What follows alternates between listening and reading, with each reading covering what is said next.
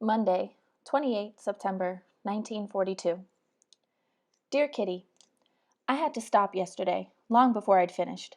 I must tell you about another quarrel, but before I get started on that, something else. Why do grown-ups quarrel so easily, so much, and over the most idiotic things? Up till now I thought that only children squabbled, and that wore off as you grew up. Of course, there is sometimes a real reason for a quarrel, but this is just plain bickering. I suppose I should get used to it. But I can't, nor do I think I shall, as long as I am the subject of nearly every discussion.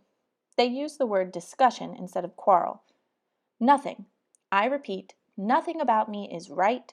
My general appearance, my character, and my manners are discussed from A to Z.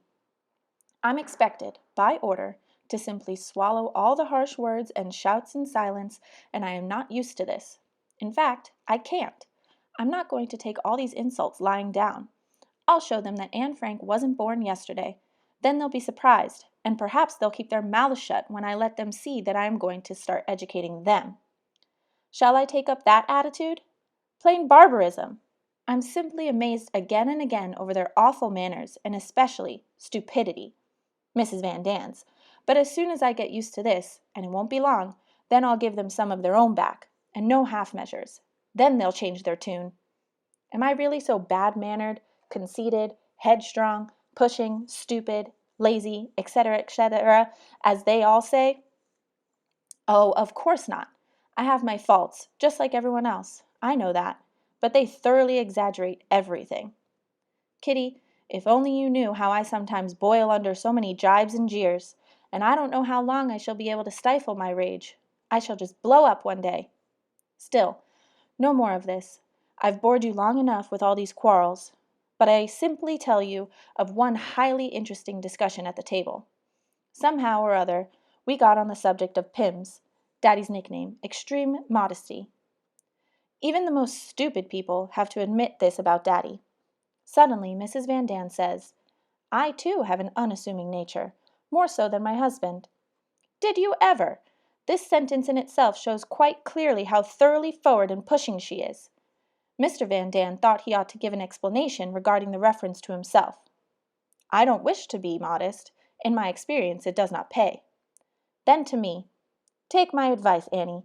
Don't be too unassuming. It doesn't get you anywhere. Mummy agreed with this too. But Mrs. Van Daan had to add, as always, her ideas on the subject. Her next remark was addressed to Mummy and Daddy. You have a strange outlook on life. Fancy saying such a thing to Anne. It was very different when I was young. And I feel sure that it still is, except in your modern home. This was a direct hit at the way Mommy brings up her daughters. Mrs. Van Daan was scarlet by this time. Mummy, calm and cool as a cucumber. People who blush get so hot and excited. It is quite a handicap in such situations. Mummy, still entirely unruffled, but anxious to close the conversation as soon as possible, thought for a second, and then said, I find, too, Mrs. Van Daan, that one gets on better in life if one is not over-modest. My husband, now, and Margot, and Peter are exceptionally modest, whereas your husband, Anne, you, and I, though not exactly the opposite, don't allow ourselves to be completely pushed to one side. Mrs. Van Daan. But, Mrs. Frank, I don't understand you. I'm so very modest and retiring. How can you think of calling me anything else? Mummy. I did not say you were exactly forward, but no one could say you had a retiring disposition. Mrs. Van Daan. Let us get this matter cleared up, once and for all. I'd like to know in what way am I pushy. I know one thing. If I didn't look after myself, I'd soon be starving. This absurd remark in self-defense just made Mommy rock with laughter. That irritated Mrs. Van Daan, who added a string of German-Dutch, Dutch-German expressions until she became completely tongue-tied. Then she rose from her chair and was about to leave the room. Suddenly her eye fell on me. You should have seen her. Unfortunately, at that very moment that she had turned around, I was shaking my head sorrowfully.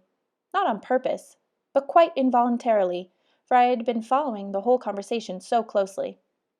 Mrs. Van Daan turned round and began to reel off a lot of harsh, German, common, and ill-mannered, just like a coarse, red-faced fishwife. It was a marvelous sight. If I could draw, I'd have liked to catch her like this. It was a scream.